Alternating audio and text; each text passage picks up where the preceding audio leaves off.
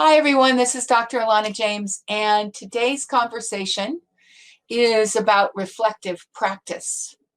Um, this is actually a secret tool.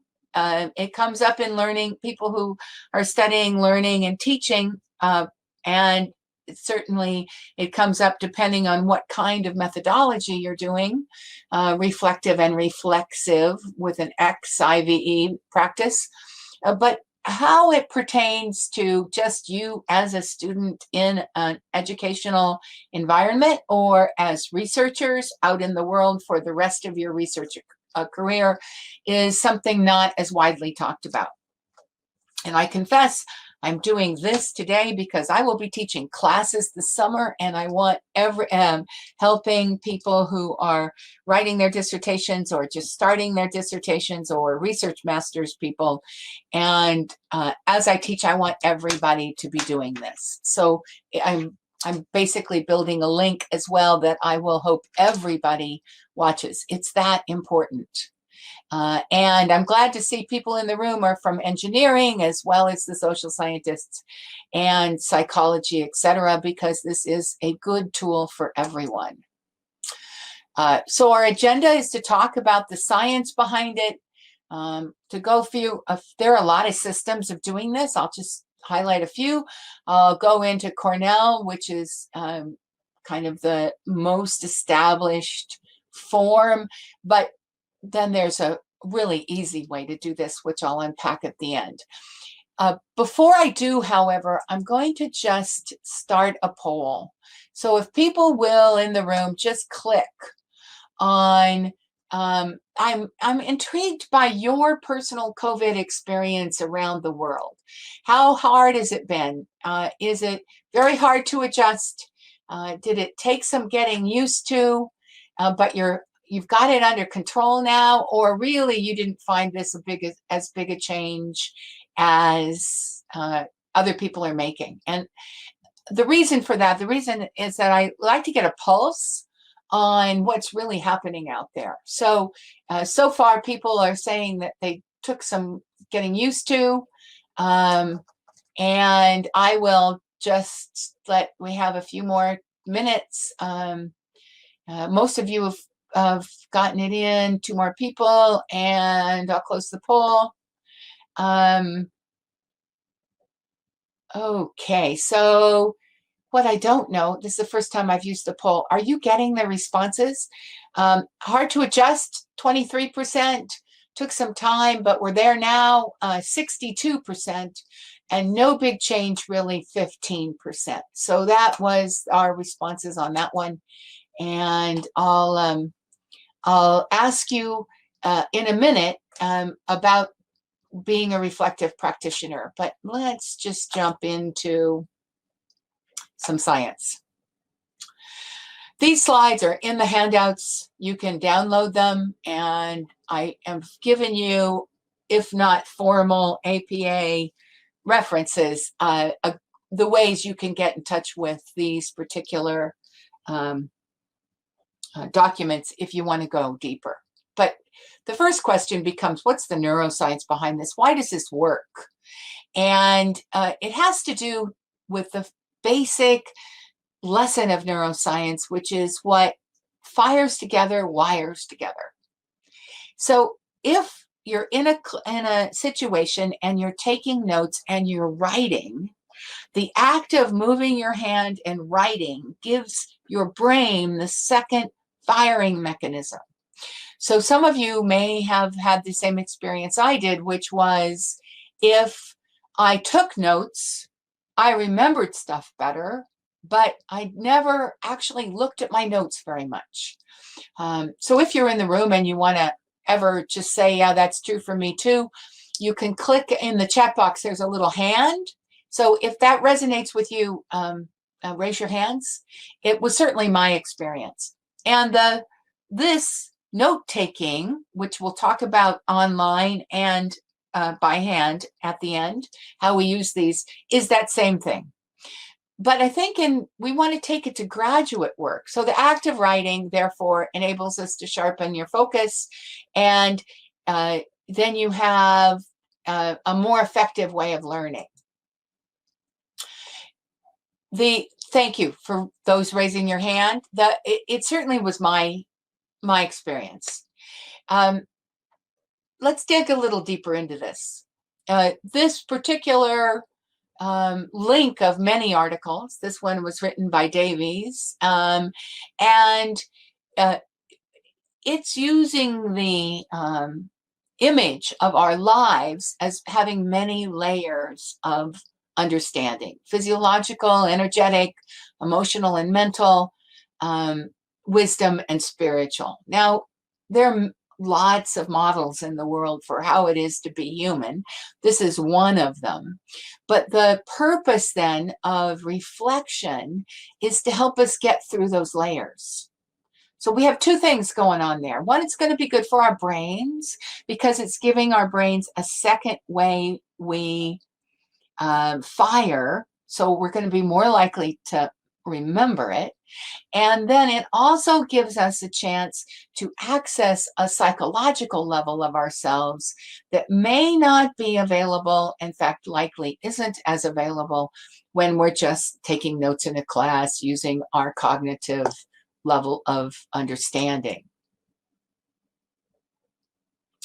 This is a really good slide, which didn't have, I have the PDF you can download it from, but the who wrote it wasn't so easily available. But it's talking about the difference between reflection with a CT and reflex with an X, reflexivity. And if you are a qualitative scientist, as I am basically, you'll be required by your scientific methodology to do both reflection and reflection. It's also just smart because, again, it helps us access that more amorphous part of being a human being that also is key to our inner creativity. So reflection is when we have an experience and we take a little time out and we think about that experience. So it's mirroring what's inside our thoughts with what's outside in that quote unquote reality that's out there.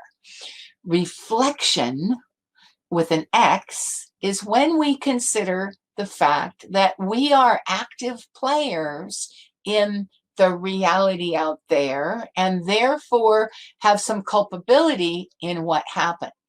Now, this is a key, fundamental understanding of qualitative research, which is that we can't ever pull ourselves out as objective watchers.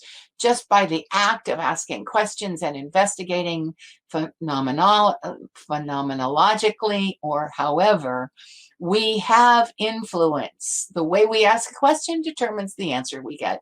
The way we go after intersubjective analysis and ask people who aren't who would disagree with us, the more likely we build a certain picture. So we always are players in our own research world. That's the difference between reflection and reflexivity. And this particular model of taking notes, of going forward, should allow you to do both of those things. A few more bits of research here. This is, Carolyn Mayer is going to be, if this is learning and education is part of what you are studying, this is definitely a link you'll want to look into. It's highly quoted. This is basically her abstract broken down, just reminding us that it's personal and professional development here. And her work looked at some undergraduate students with semi-structured questionnaires before and after, used particular technology for reflective practice and really dug into it. And her findings, and I think this will be pretty much everybody's findings, is that if you keep at this work, if this is just something you adopt, and it's not hard to adopt, then you're going to find that your work is going to be more efficient and you'll have more effective research. Also, it's going to be great when it comes, if you're a PhD student, when it comes to final defense or viva, you'll be able to have your hands around why you made the decisions you made along the path, and you'll have a much easier defense. So lots of good reasons. Basically, if I were to just encapsulate that last, I would say science says this is really good stuff. And prior to going into the systems, I just want to ask how much experience you've had with this kind of practice before. So if you would just take a moment and click on your screens, we can see what's in the room. And I may just skip over it quickly because you have a lot of reflective practitioners here, and it may not be. So if you haven't heard much about it, and some that have. Okay, so we have what's coming in so far is that we have a good background, but some actually a little slanted at this moment to people who haven't much heard of it, never done it, or haven't even heard about it much. Okay, so those of you who are reflective practitioners, and we're almost completely done on the voting, welcome to the people who joined us a little bit later. I will look to you who are reflective practitioners at the end to see if you have hints and suggestions that I don't cover. And hopefully I'll have some things that you haven't thought about. Certainly for you, was the reason that I put up the citations and references in the last little bit, in case you were looking for backup material that you needed. Okay, so far we have 47% haven't heard much about it but are curious, another 33%, so altogether 80% have don't really know much about it, and 20% are reflective practitioners. Thank you very much. I'm closing those two polls, and let's look at what the systems are. All right, so if we look at the history of this, we're talking about people in the, well, these quotes started in 1933 with John Dewey, but we're looking at a developmental portion of educational history that goes back 20, 30, 40 years. So I've put up the major links of some very substantive work. And if this is your area and you want to theoretically go back to those people, then I've given you those links here. And I'm just going to say it breaks into a couple of majors, Donald Schoen and Alice Kolb, with David Kolb being the original, discussing and learning and delving into learning styles. And they found that there's this pattern of what we experience, what if we think and reflect upon that, then we conceptualize it, and then at that point, we're able to take action and experimentation to a higher level. And all of the people here had something to add to that, starting with John Dewey, who talked about thinking and then restating what we're thinking and then reflective thinking as a process.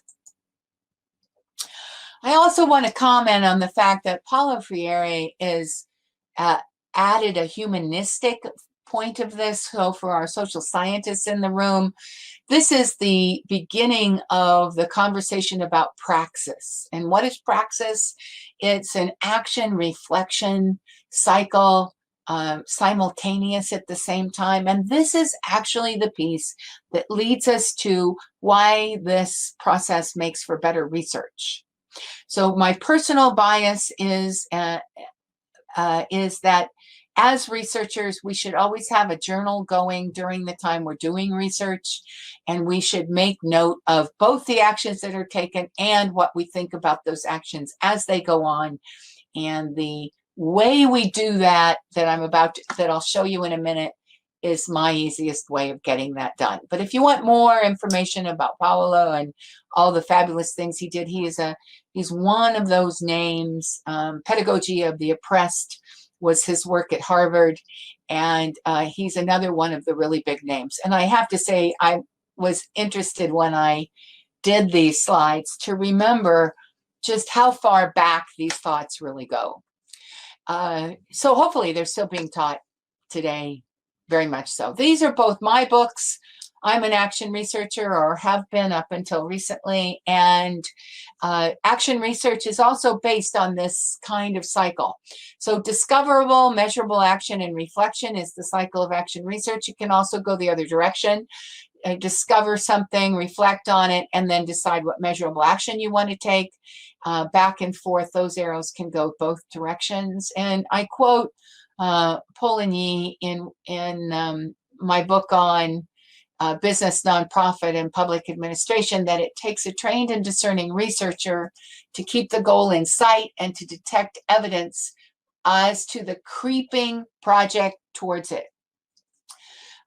Having worked with lots of qualitative people recently, there's this question of, did I capture the data as it was going along?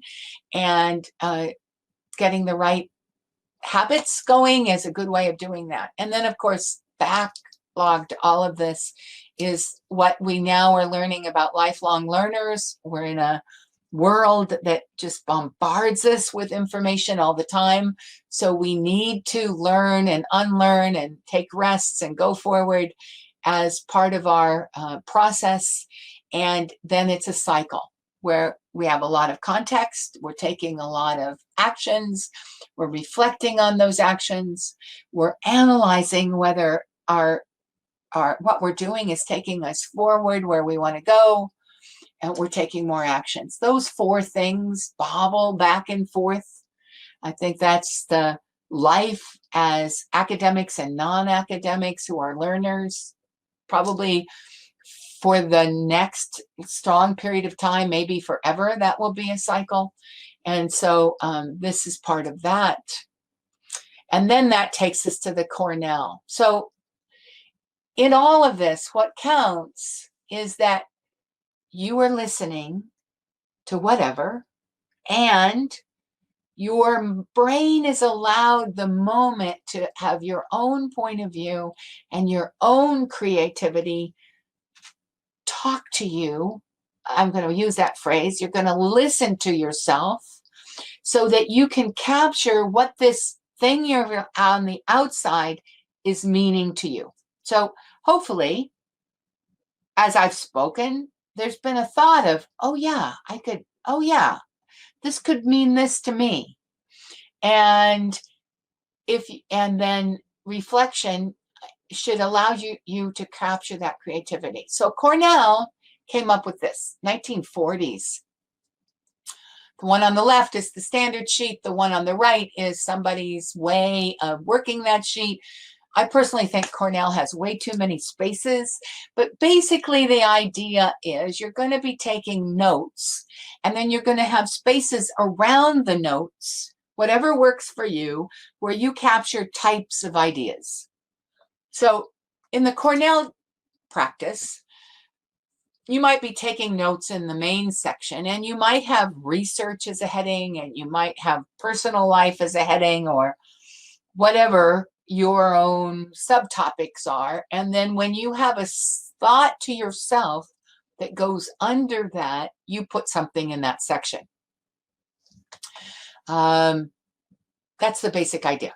And people who use and require students to use the Cornell format always say that everybody learns better.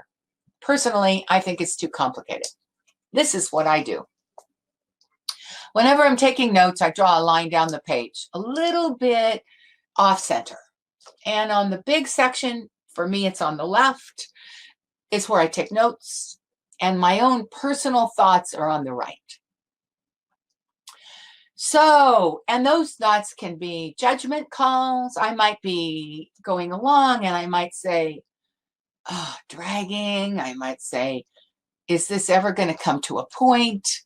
I just might need to off-put my emotional reaction to the speaker in order to allow that section of my brain to just be quiet. And I might say, what does this have to do with me in my head? And I might write down an idea. So if I was listening to this particular conversation, I might say, what does it mean to my research? Oh, it means I should get a journal started. And I might put a star and say, get a journal started. And I've developed over time a few nomenclatures, let's call them. I have stars, I have squares, and I have circles. If it's a star, it means it's a to-do. Like I had an idea, it was a good idea. I want to do it for sure. And it's an important point in my brain right now. If I make it a square, it's a to-do. I will do it, and I go through my notes every so often just to make sure my squares are filled in, because when it's done, I make the square solid, and then I can know that that to-do list is done. And if it's a circle, it's like a bullet. It's a point. It's an idea. It did something. And so then I just kind of keep track of my thoughts. That's what works for me, and that's what works for me offline. Now, in this world, how do you do that online? If you have two screens, then I recommend you have some note-taking app up in the other screen. So for me, it's Evernote. I'm in an online conference that I've been going to. I listened to the conference. I've got Evernote open. The top of the Evernote says notes from this conference. I've already put them in a subcategory, which hopefully I can find them in. And then I do the same thing. I number them. If it's just ideas, I make them bullet points or a list, a squared off list if I wanted to do them. And I use the star on my computer if I want to pay attention. So that works if I have two screens. If you have just one screen, then you've got that challenge. It's difficult to jump around, and maybe some of you will have ideas. So if anybody has an idea on how to address that, let me know. OneNote, Nicole appreciates, is this part of Bloom's taxonomy? Yes, I didn't mention it. It has part of the system. Bloom kind of did a good job, in my opinion, of just tying things together. So it wouldn't be as directed in this conversation because I see it as a more general opportunity. But the things that you're now writing in chat are the kinds of things that I just am offloading from my brain as I'm listening. So what do we do with one screen? Well, we might have, and it's also the reason, by the way, that in a lot of our webinars, I will put up a woo clap address, and I will be watching what people are writing in woo clap, asking questions, etc., because that's another way you can be capturing what's in that second part of your brain. So it could be on your phone. If you're good with your thumbs, it could be on your phone that you have another note-taking device. You could be writing on paper and one on the screen. Anybody have ideas for us on the one screen? How do you make it work? I think that's probably our biggest challenge. So bottom line, you need a place. You need to, before you go to an event, you need to figure out where are you going to make notes that are the general, I want to remember this, I'm giving my brain two places to wire, and then the other side, which allows the humanity of us to be active and aware. And that's where those little brilliant ahas come. Wendy, is splitting a screen, that I have never been all that successful with it. What happens to me in the splitting a screen is that I have one kind of jumping on top of the other. Is there a way around that? But Wendy has suggested splitting a screen. Anybody else in the room have, and I've one screen showing one window open on the left and the other window on the right. Yeah, so I just am trying to propel you to think, how are you in your circumstance going to be able to capture the reflection and as they go along. It will, I guarantee, make the synapses of your brain different. And if you've ever sat in a lecture and gotten bored or fell half asleep, as I'm sure we all have, this helps prevent that from happening, because you're as aware of yourself as you are of what's going on around you, and it creates that extra kind of jazz. Open in the room now for anybody who wants to ask questions about it. I'll wait for a minute. Raise your hand, I guess, if you have a question or you want to be typing something. We'll give it a few minutes, and then I'll just tell you what's happening this summer. And I also will open up attendee mics and webcams in case at the end we want to jump in and have a live conversation. I think people are more used to doing that now that we're in Zoom. Oh, I can't do it. I cannot allow you to have mics and webcams now. So that's changed. Well, we'll have to do it in chat. Thoughts? Anybody typing? Don't see any notes going up. All right, so hopefully this has propelled you to have some ideas. Those of you who told me you were reflective practitioners already, is this the kind of system you use, or do you do it after the fact? Some reflective practitioners hold themselves to, I will be in a meeting, I will take notes of that meeting, and before I put my notes away that night, I will reflect upon it. Doesn't work as well for me, but it does for others. So those of you who said you were reflective practitioners, if you would, please share what your system is like and how successful you found it and whether any of these things come true. And while we're doing that, well, hopefully some people are jumping in to help the whole conversation.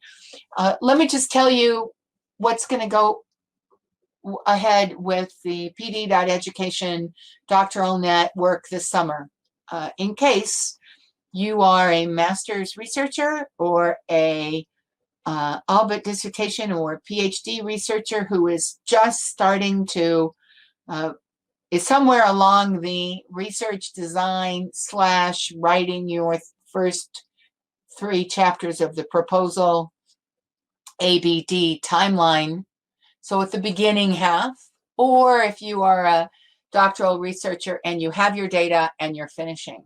We have ongoing groups this summer, starting the first week of June, and you will have, hopefully everybody in this room will get an email in the Friday newsletter. Look for it. It will tell you precisely what is going on. But we will have groups for all 3 options, kind of blending who's in what group. One group will run from 10 weeks from the Wednesday of the first week in June through the first week in August. Another group will start 2 weeks though, and that will be the group for people who are kind of on the beginning end of this. Maybe you have your research design, but you really need to tighten it up because now you're writing a proposal. It'll take you from that research design ideas all the way through what's needed in the proposal. And then there will be another group starting mid-June for 7 weeks for those of you that have data and you want to finish. Our goal is to seriously give you a lift this summer. That's it. And this is the link that you go to if you're interested. Tell us you're interested in which one of those, and you will definitely be in touch helping you get it started. Does it need to be somebody committed to every week for the whole time? No, but it helps. You can drop in. They will be done as webinars and one-offs. But in fairness, if you want to get a lot of work done this summer, you probably want to commit to doing that, a systematic amount of work and a systematic amount of support. Let's see what's happened in the chat.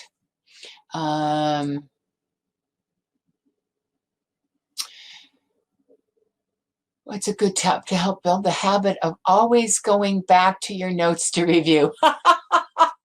Well, I can only talk about what I do, Nicole. I have whiteboards, small whiteboards, and I live a pretty complex life and I have lots of big projects going. So one whiteboard has the big projects on it, and literally I try to move them a little bit forward each day.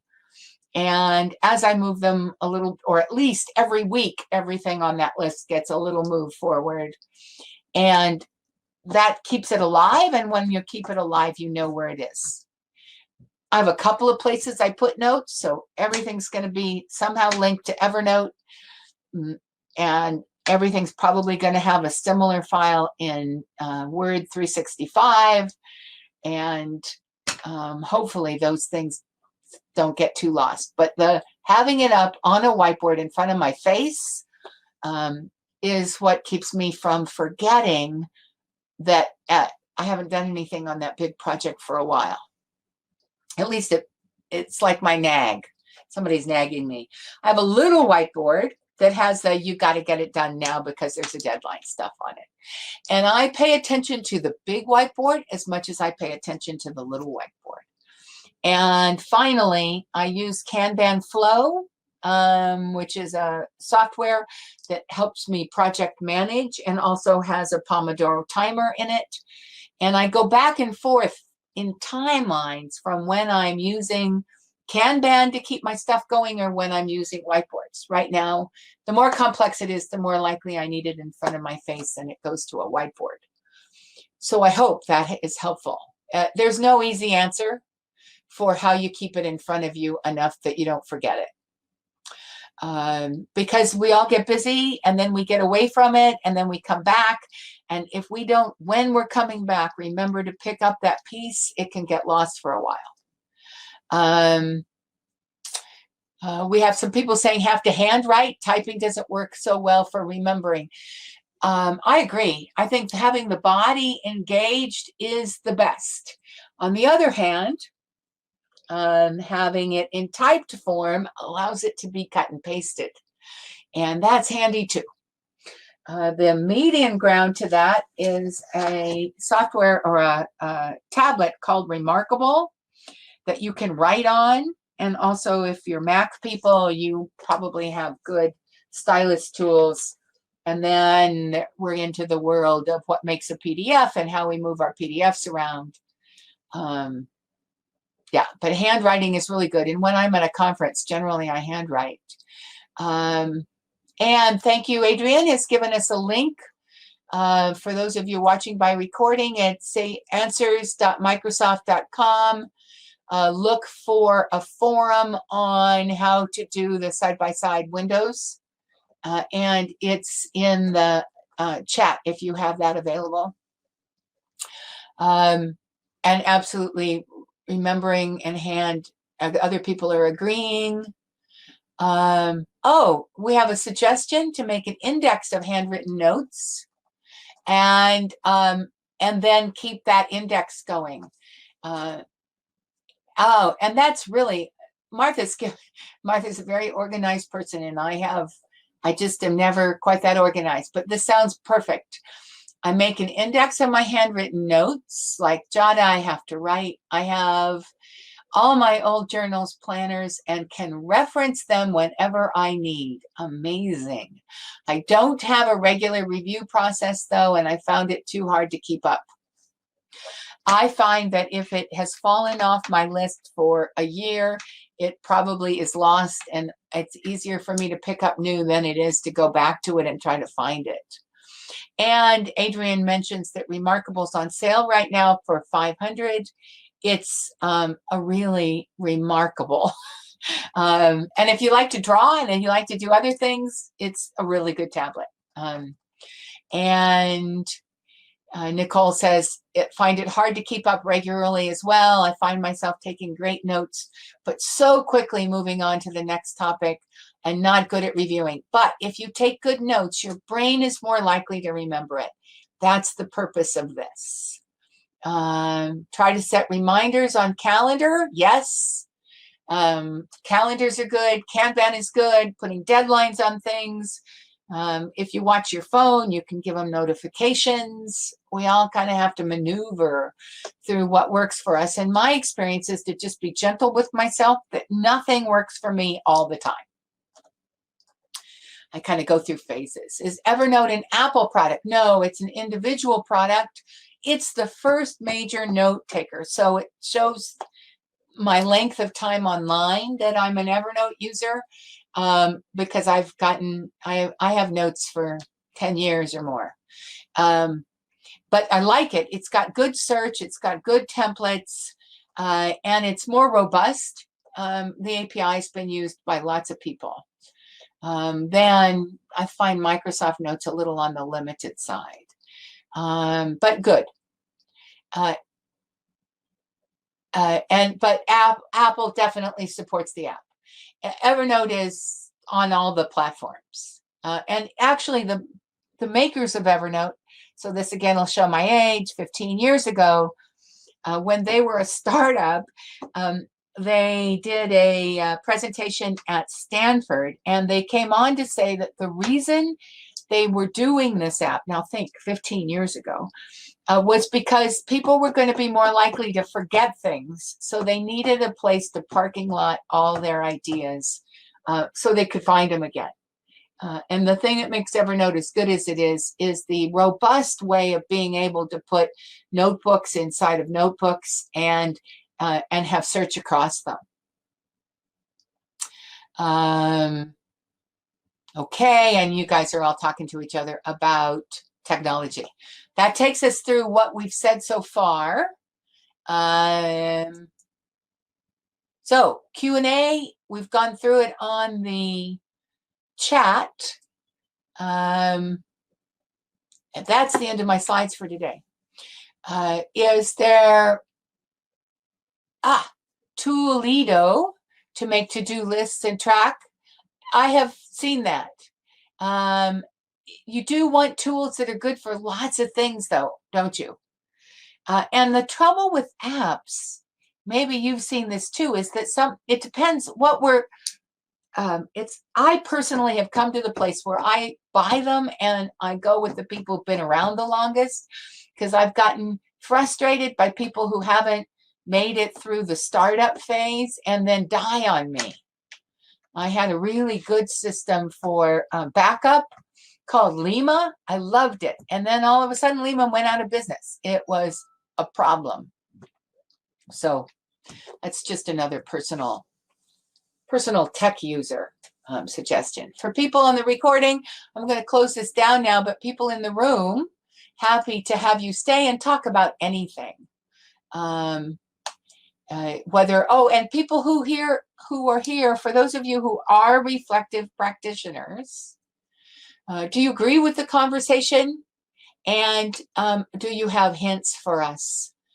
Because once we set ourselves up to be reflective practitioners, we are holding ourselves to a standard to keep it going. And 15 years into it, it does come and go over time. But when I am completely a reflective, when I'm making my practitioner notes, I am going faster and I'm going on more secure ground. That's been my experience. We have notes. Another note-taking favorite is using symbols for types of notes. Yes, I can't. Colors too. If I'm like, I will color code stuff. Of course, it's useful later to remember what colors meant things. So I like stars, boxes, circles. A symbol for your thoughts. And checklists are important to me as well. All right, I'm stopping the recording. Thank you for being interested. If you're taking the classes this summer, I really want you to do this. It will make a big difference in how far you go with your summer lift for your dissertations or thesis.